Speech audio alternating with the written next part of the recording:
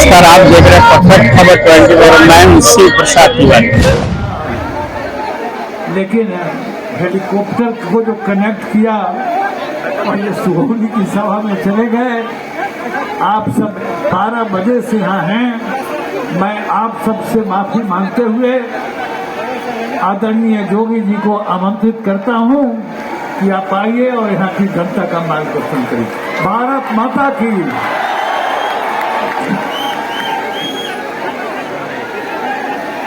भारत माता की। भारत माता की।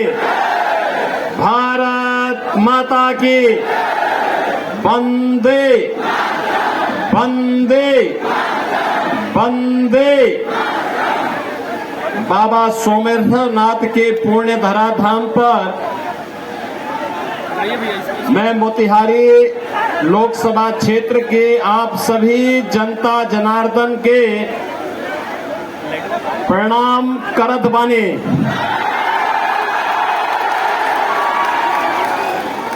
सदा नीरा नारायणी का आशीर्वाद आज सब पर बनल रही। सत्याग्रह के संघर्ष भूमि माननीय प्रधानमंत्री श्री नरेंद्र मोदी के स्वच्छाग्रह के अभियान भूमि के नमन बा। जननायक भारत रत्न कर्पूरी ठाकुर को विनम्र श्रद्धांजलि। मंच पर उपस्थित भारतीय जनता पार्टी के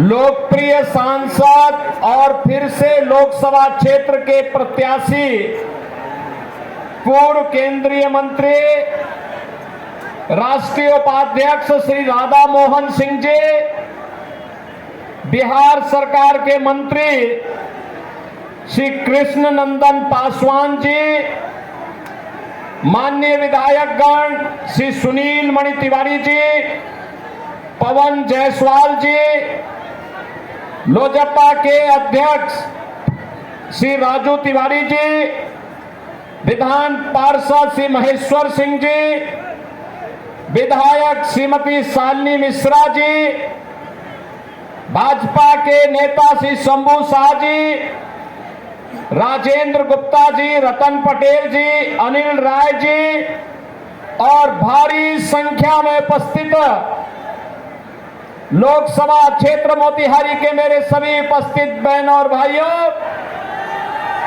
बाबा सोमेश्वरनाथ की इस पावन धरा, ये जितने बुजुर्ग लोग हैं, अधेड़ उम्र के लोग हैं, ये उस समय जवान हुआ करते थे। तब नारा लगाया करते थे कि राम लला हम आएंगे, मंदिर वहीं बनाएंगे। राम लला हम आएंगे। बहनों और भाइयों, आप याद करिए, आज से 25 साल 30 साल पहले ये नारे लगते थे। ये नारे गूंजते थे, हर एक ओर गूंजते थे। तब कांग्रेस के लोग, आरजेडी के लोग कहते कभी नहीं पूरा कर पाएंगे, हंसते थे हम लोगों पे। आखिर आज अयोध्या में तो राम मंदिर बन गया ना, कोई संदेह है क्या? अयोध्या में राम मंदिर में कोई संदेह है क्या? अब तो बन गया है ना। कितने लोग आप में से अयोध्या गए? इधर 22 जनवरी के बाद कितने लोग गए हैं? मैं राधा मोहन बाबू से कहूंगा, इन लोगों को चुनाव के बाद एक बार अयोध्या अंदर दर्शन कराने के लिए अयोध्या धाम लेकर के आ जाएंगे। आपको नई अयोध्या नजर आएगी, ऐसी अयोध्या नजर आएगी, लगता है साक्षात भगवान राम प्रकट होकर के अपनी कृपा बरसा रहे हो। और बहनों और भाइयों, ये तब संभव हो पाया है जब भारतीय जनता पार्टी की सरकार मोदी जी के नेतृत्व में काम कर रही है।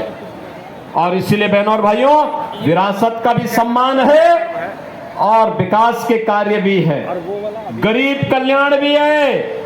तो साथ साथ अब तो घंटे से इंतजार करते करते और आपके अंदर जो उत्साह है, इस उत्साह को सचमुच मैं अभिनंदन करता हूं।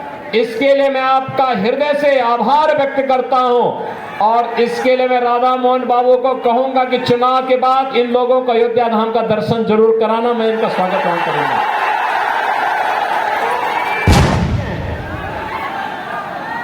और ये लोग राम विरोधी भी हैं, इनके कारनामे भारत विरोधी भी इनको ठहराता है, इनके कारनामे गरीब विरोधी भी इनको ठहराता है। इनके कारनामे ऐसे हैं कि यह देश की जनता जनार्दन के भी विरोधी हैं, बेटी और व्यापारी के भी विरोधी हैं।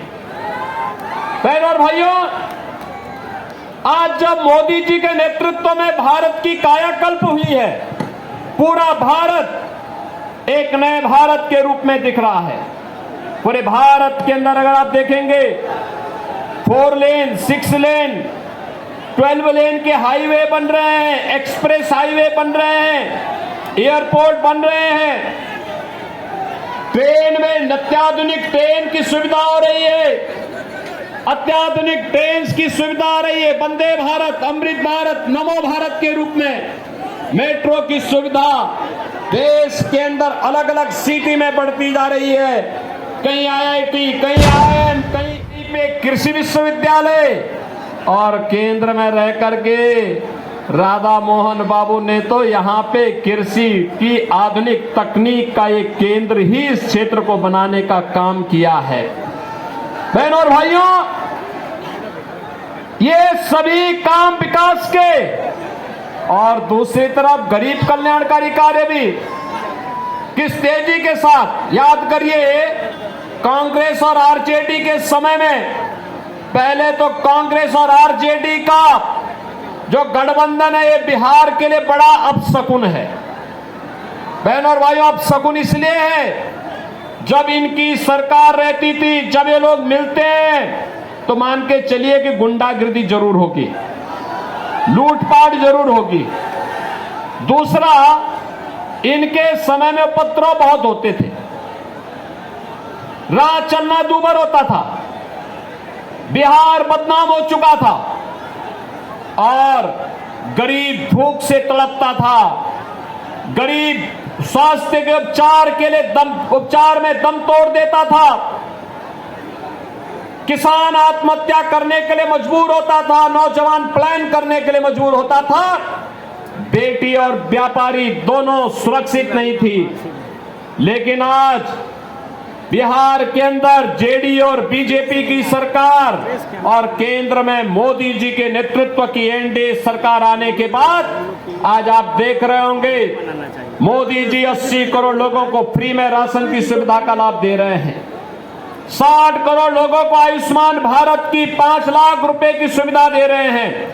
और मोदी जी ने घोषणा की है कि फिर एक बार मोदी सरकार जब 4 जून को बढ़ेगी तो 70 वर्ष से ऊपर के हर एक बुजुर्ग को 5 लाख रुपए की आयुष्मान भारत की सुविधा प्रतिवर्ष उपचार के लिए उपलब्ध करवाएंगे। बहनों और भाइयों, किसान को किसान सम्मान निधि, हर गरीब के घर में शौचालय, हर गरीब के घर में रसोई गैस का कनेक्शन।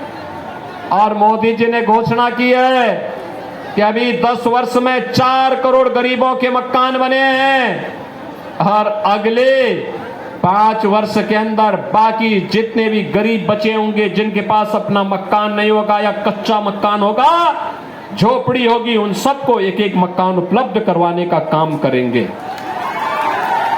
चल रहा है छठे चरण का आज अंतिम चुनाव प्रचार का दिन है।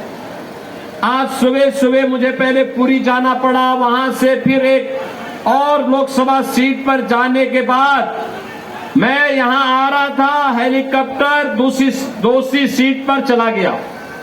लेकिन दोनों स्थानों पर मुझे प्रचार करने के जाना था। अभी आपके बीच में आया हूं, लेकिन मैं आपसे कह सकता हूं कि 5 चरणों के चुनाव देश के अंदर हुए हैं। अब तक मुझे 12 राज्यों में जाने का अवसर प्राप्त हुआ है। और बहनों और भाइयों, मैं कह सकता हूं कि मोदी जी के समर्थन में पूरे देश के अंदर एक लहर अब मोदी सुनामी के रूप में बदल चुकी है। चारों ओर एक ही नारा गूंज रहा है, हर ओर एक ही स्वर है, हर एक नागरिक के मन में एक ही संकल्प है, और वह स्वर और संकल्प है, वह नारा है कि फिर एक बार, और अब की बार 400 पार। तो ये आरजेडी और कांग्रेस के लोगों को चक्कर आने लगता है।